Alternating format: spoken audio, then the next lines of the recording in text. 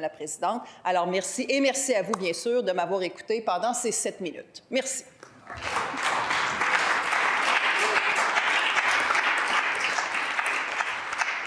Merci, Madame la ministre. Maintenant, je reconnais le député Denis Ligan pour son intervention.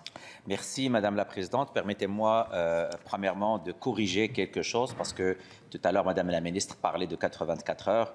On dirait que dans ce Parlement, siéger est devenu un calcul de nombre d'heures.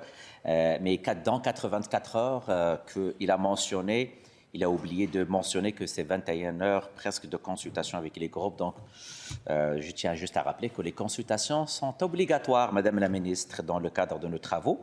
Et il y avait au-delà de 13 heures de suspension. Donc, au bout de la ligne, Madame la Présidente, nous avons fait notre travail. Et encore une fois, je ne voulais pas me lever parce qu'il nous a prêté des attentions par rapport au retard. Je respectais, Madame la Présidente, vous le savez, j'ai même fait mention au leader adjoint du gouvernement que je ne vais pas l'arrêter pendant son discours. Mais je pense que rendu à l'étape de l'adoption, il peut même prendre le temps qu'il a, parce qu'il a 30 minutes ou 1 heure, 30 minutes, 1 heure aujourd'hui, pour vanter le projet. Ah, 30 minutes, oui.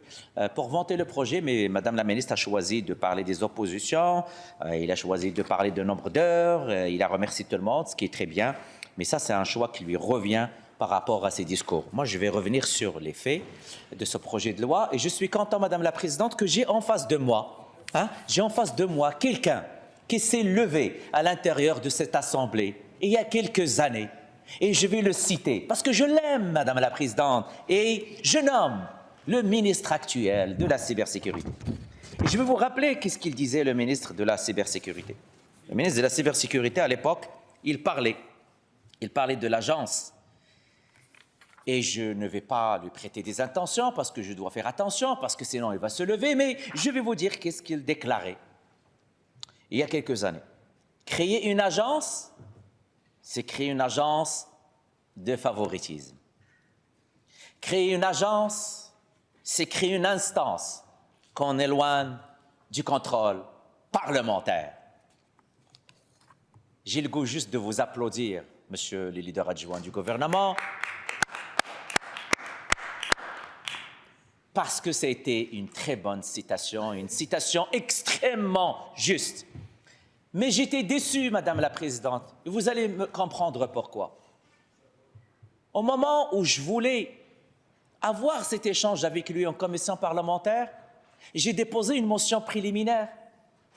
Je voulais inviter en commission parlementaire l'actuel ministre de la cybersécurité pour venir s'expliquer en commission parlementaire pourquoi il pensait que créer une agence, ça va créer une agence de favoritisme.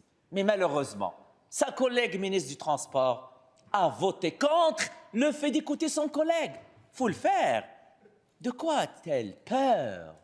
Pourquoi il a empêché les membres de la commission d'entendre l'imminent collègue qui savait plus que n'importe qui dans cette assemblée qu'il y a un lien causal entre créer une agence et le favoritisme? Mais vous savez, Madame la Présidente, il a le droit de changer d'avis. À date, je ne l'ai pas vu prendre position publiquement que ce qu'il disait il y a quelques années n'est plus vrai présentement.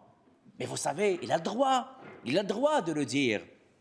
Alors, Madame la Présidente, ça a été un projet de loi où nous avons entendu beaucoup de groupes.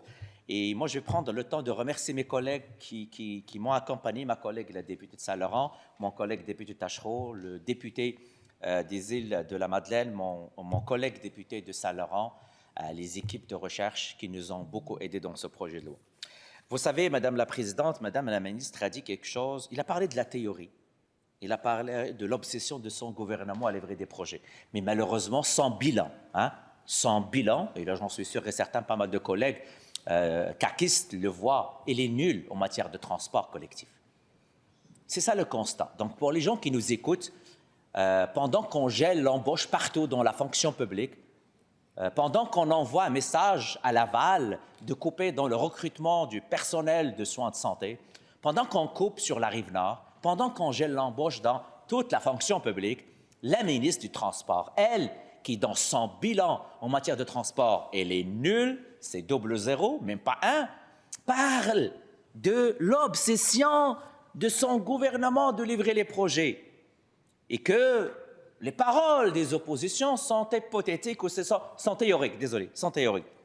Écoutez, Madame la Présidente, j'écoute mon collègue député Tachereau.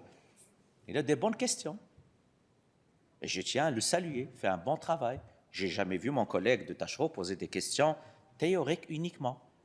La même chose avec mon collègue du Parti québécois, en transport.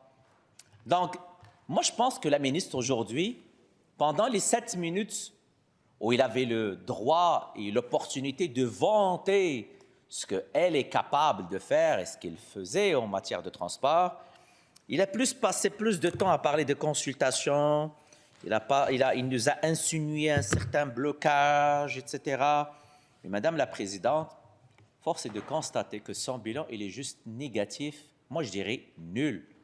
Parce que si on veut faire aujourd'hui le bilan caquiste en matière de transport, il n'y a aucun projet livré en 6 ans en matière de transport collectif. Par contre, ce qu'on constate, c'est que le gouvernement caquiste a perdu le contrôle en termes de ses liens avec l'ensemble des sociétés de transport. Vous avez vu ce qui se passe au métro de Montréal. Vous avez vu comment même le projet de l'électrification du transport et les autobus électriques n'avancent pas. Et c'est vrai qu'après 6 ans et que tu n'as rien fait, qu'est-ce que tu cherches? Tu crées une nouvelle agence, tu nommes un Top Gun. On voit maintenant ce qui se passe avec le ministre de la Santé. Il veut se débarrasser. Ce n'est plus lui qui est responsable. On met ça dans une agence. On recrute un PDG ou une PDG. On recrute des vice-présidents. Et vous savez quoi? Gérer la santé. Ben, c'est exactement ce que la ministre, votre ministre du Transport, est en train de faire. Il veut créer une agence pendant qu'on gèle l'embauche un peu partout pour que cette agence puisse faire ce qu'elle n'était même pas capable de faire pendant 6 ans. Et vous savez, c'est triste, parce qu'à chaque fois qu'il se lève dans cette Assemblée, il parle du REM, le REM de l'ouest de l'île, mais il oublie le REM relié l'aéroport, oublie le REM relié la Rive-Sud, et dans la Rive-Sud de Montréal, il y a pas mal de députés caquistes aussi. Donc, déjà une méconnaissance du tracé du REM à Montréal, et que je tiens à le rappeler encore une fois, Madame la Présidente, nous étions capables de l'initier, mais aussi de le livrer. Et je sais que ça fait mal. Hein? Ça fait mal en tant que ministre du Transport avoir un bilan pareil, un bilan nul, un bilan où ça craque partout. Je tiens juste à rappeler que même en matière de route, je tiens juste à rappeler à Madame la ministre qu'il prend le temps de lire le rapport dévastateur de la VG de l'année dernière.